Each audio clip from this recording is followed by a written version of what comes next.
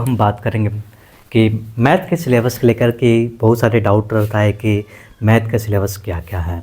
तो यहाँ पे मैथ का सिलेबस में क्लियर कर देते हैं कि यहाँ पे मैथ जो कौन कौन से स्टूडेंट के लिए यहाँ पे या किन किन भाइयों के लिए मैथ का सिलेबस काफ़ी इम्पोर्टेंट रहने वाला है, वो इन सब वीडियो को आप वहीं देखेंगे। ठीक है, तो सबसे पहले जो भाई आप एसएससी और सीजीएल सीएचएसएल और एमटीएस और बैंकिंग में हो गया आपका आईबीपीएस और एसबीआई पीओ क्लर्क, ये टाइप का आपको कोई अगर इस प्रकार का कोई भाई है वो एक तैयारी कर रहे हैं तो वो मैथ को इन सिलेबस को टच करना है आपको।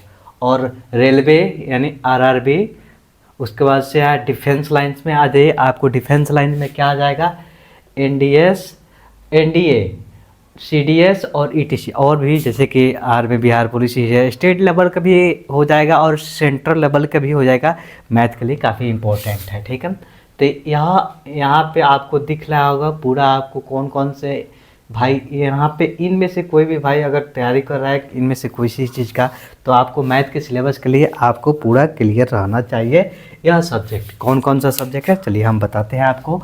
सबसे पहले मैथ में आपको मैथ को सिलेबस को यहाँ पर समझना है कि मैथ सबसे पहले आपको पढ़ना है नंबर सिस्टम, यानी संख्या पद्धति में आपको क्या क्या पढ़ना है। तो आपको पढ़ना है क्या, तो यहाँ पर पढ़ना है प्रकृत संख्या, पूर्ण संख्या, पूर्णांक संख्या, परिमेय और अपरिमेय संख्या। ठीक है, उसके बाद से आपको पढ़ना है एचसीएफ और एलसीएम, संख्या के प्रकार, संख्या कितने प्रकार के होते हैं ये पढ़ना है। ठीक है, उसके भाज्यता का नियम, जैसे 2 से कटने वाली संख्या कौन कौन सी होती है, 3 से कटने वाली संख्या कौन कौन सी होती है, इस टाइप के। दशमलव ये भी पढ़ना है, सरलीकरण। ठीक है, उसके बाद से दूसरा यहाँ पर चैप्टर आता है परसेंटेज बहुत सारे यहाँ पे भाई लोग होता है जो आसान रहता है उनसे स्टार्ट करते हैं, लेकिन यहाँ से भी आप स्टार्ट कर सकते हैं परसेंटेज से। ठीक है, परसेंटेज भी आप क्लियर कर सकते हैं। परसेंटेज में आपका क्या आ जाएगा, मूल प्रकृति, यानी कि परसेंटेज ये भी है, परसेंटेज का चैप्टर, वृद्धि और कमी। ठीक है, वृद्धि और कमी, क्रमिक प्रतिशत और प्रतिशत आधारित प्रश्न। जैसे कि इसके कहने के जो आप चैप्टर कंप्लीट करते जाएंगे उन चैप्टर का आपको क्या करना है, प्रीवियस ईयर क्वेश्चन को टच करना है। क्या करना है, जितना भी आप प्रीवियस ईयर क्वेश्चन आपके बुक में है उन सभी को टच करना है, तभी आपका कोई भी एग्जाम निकाल पाएंगे। ठीक है, तो यहाँ पे हो गया। उसके बाद से आता है मेरा यहाँ पे प्रॉफिट एंड लॉस यानी लाभ और हानि। तो यहाँ पे हो जाएगा लाभ और हानि, छूट, क्रमिक छूट, इस प्रकार से। और तीसरा का हो गया, चौथा यहाँ पे हो जाएगा मेरा चैप्टर अनुपात और समानुपात में यहाँ पे हो जाएगा अनुपात पढ़ना है, समानुपात पढ़ना है, मिश्रित आधारित प्रश्न पढ़ना है। इस ध्यान रखना है, मिश्रित यानी कि मतलब कहने का मतलब है इसमें कि इस पर अनुपात में जितना भी वैरायटी का टाइप का क्वेश्चन है उन सब को आपको एक अलग टॉपिक बना के पढ़ना है। ठीक है, ये हो गया।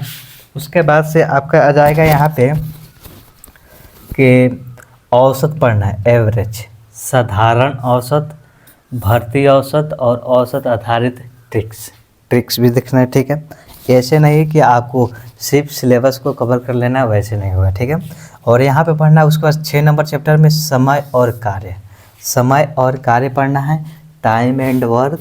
उसके बाद से यहाँ पे पढ़ना है एक व्यक्ति का कार्य। पहले पढ़ना है आपको एक व्यक्ति का कार्य, एक व्यक्ति कितने दिन में कार्य को कंप्लीट करता है। उसके बाद से जब आपको एक व्यक्ति वाला समझ में आ जाता है तो आपको पढ़ना है क्या, कि एक से अधिक व्यक्ति को बारे में बात करना है।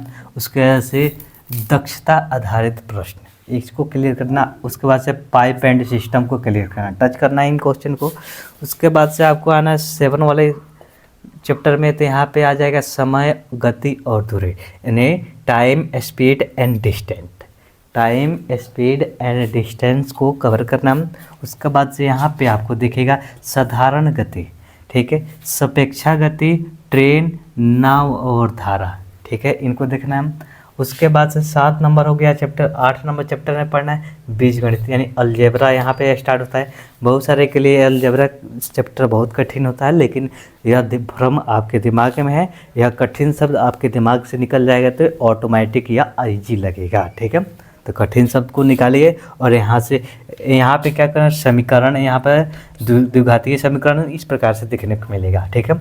और 9वां चैप्टर में साधारण और चक्रवृद्धि ब्याज, एसआई और सीआई यानी कि साधारण ब्याज और चक्रवृद्धि ब्याज अंतर आधारित प्रश्न, ठीक है। उसके बाद से यहाँ पे स्पेस नहीं था तो मैंने कुछ यहाँ पे लिखा है, ठीक है। तो यहाँ पे उसके बाद से 10 नंबर चैप्टर है ज्यामितीय, ज्यामितीय आकृति में आपको रेखा उखा कोण और ये सब देखने को मिल जाएगा, ठीक है। क्षेत्रमिति में आपको 2D और 3D दोनों देखना है, 2D या 3D दोनों, आयत वृत्त ये सब, वृत्त वृत्त सब, गोला ओला शंकु अंकु ये सब इसी में आता है, ठीक है। उसके त्रिकोणमिति में आपको ये त्रिकोणमिति चैप्टर को पूरा बढ़िया से रिवीजन करना है। डेटा इंटरप्रिटेंस, डेटा इंटरप्रिटेंस इसको कवर करना है। उसके बाद मिश्रण और आरोपण, मिश्रण और आरोपण को टच करना है। और 15 नंबर में आ जाएगा क्रम और श्रेणी, और 16 नंबर में आ जाएगा संभावना, संभावना।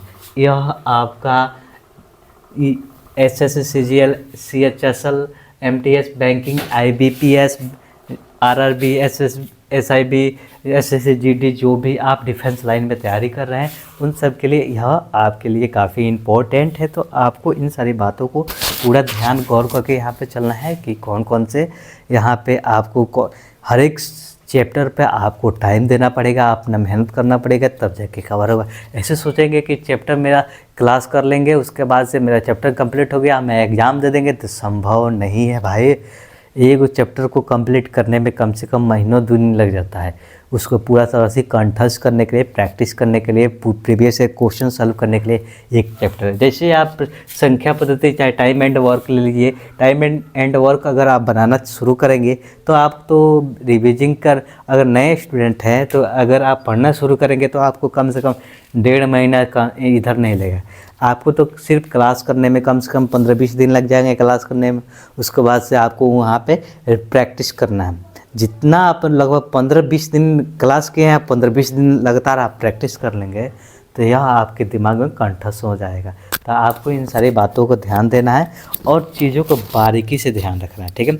अगर आपको यहाँ पे कोई डाउट है तो इसी वीडियो के नीचे कमेंट बॉक्स में कमेंट कीजिए, किसी भी प्रकार का डाउट हो तो चलिए तो मिलते हैं नेक्स्ट वीडियो में। तब तक धन्यवाद और इस चैनल को सब्सक्राइब कीजिए, फॉलो कीजिए। मिलते हैं नेक्स्ट वीडियो में।